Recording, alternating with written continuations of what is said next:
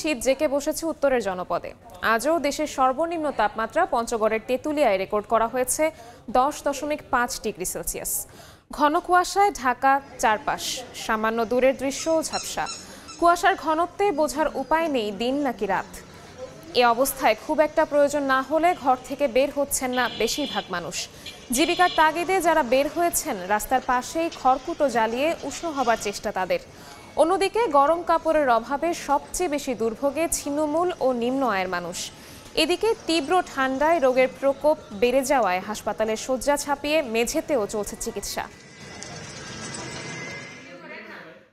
শীতের আরও খবর জানাতে পঞ্চগড় থেকে সরাসরি যুক্ত হচ্ছেন রিপোর্টার সোহাগ হায়দার। হিমালয়ের কোল ঘেঁষা দেশের সর্বোত্তরের জেলা পঞ্চগড়ে গত 3 দিন ধরে তাপমাত্রার বিরূপ প্রভাব দেখা গেছে।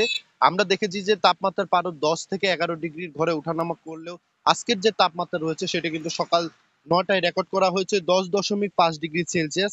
এদিকে দেখেছি যে ঘন কুয়াশা এবং পাহাড়ি যে হিম বাতাস রয়েছে সেটা কিন্তু গতকাল থেকে এখন পর্যন্ত অব্যাহত রয়েছে। তবে আজকে বেলা বাড়ার সাথে সাথে আমরা দেখেছি যে ঘন কুয়াশার পরিমাণ যেটি রয়েছে সেটা কিন্তু কয়েক গুণ হারে বেড়েছে। একই সাথে বলে রাখি যে উত্তর পশ্চিম দিক থেকে যে পাহাড়ি হিম বাতাস বয়ে আসা সেটি কিন্তু অব্যাহত থাকায় কয়েক গুণ হারে এখানে শীতের যে তীব্রতা সেটা কিন্তু অনুভূত হচ্ছে। আমরা দেখেছি যে সকাল থেকে মানুষের উপস্থিতি কম থাকলেও বেলা বাড়ার সাথে সাথে কিন্তু প্রয়োজনের ক্ষেত্রে মানুষজন বের হচ্ছেন এবং যে সকল যানবাহন চলাচল করছে তারা কিন্তু হেডলাইট জানিয়ে সতর্ক অবস্থায় এই জেলার চলাচল করছেন। আমি বলে রাখি যে এখানকার একটি বড় অংশ কিন্তু নিম্ন এবং দারিদ্র।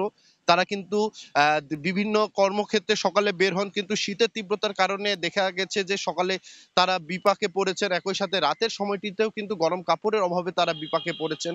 আমরা এখানকার যারা বিশেষজ্ঞ রয়েছে তাদের সাথে কথা বলেছি যে আবহাওয়ার এমন বিরূপ প্রভাবের কারণে কিন্তু এখানে শীতজনিত যে রোগের সংখ্যা সেটা কিন্তু বাড়ার সংখ্যা করছে। তবে আমি জানিয়ে রাখি যে জেলার একমাত্র পঞ্চগড় আধুনিক সদর হাসপাতাল সহ উপজেলার যে সকল স্বাস্থ্য কমপ্লেক্স রয়েছে সেগুলোতে আমরা যোগাযোগ করেছি যে এই শীতের প্রভাবের কারণে কিন্তু হাসপাতালগুলোতে শীতজনিত রোগীর সংখ্যা বেড়েই চলেছে। সব থেকে বেশি আক্রান্তর সংখ্যা কিন্তু শিশু এবং বয়স্কদের। আমি জানিয়ে রাখি যে পাহাড়ি যে হিম বাতাস অব্যাহত রয়েছে সেটা কিন্তু এখানকার জনজীবনে একটা স্থবিরতা নেমে এনেছে।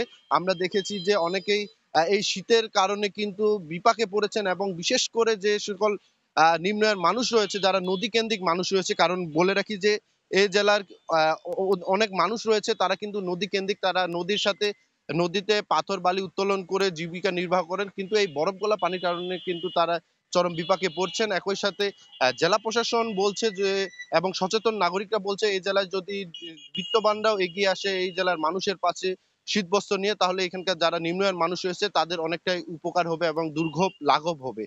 তো এ ছিল আমার কাছে পঞ্চগড় থেকে শীতের সর্বশেষ খবর। সরাসরি যুক্ত ছিলাম পঞ্চগড়ে।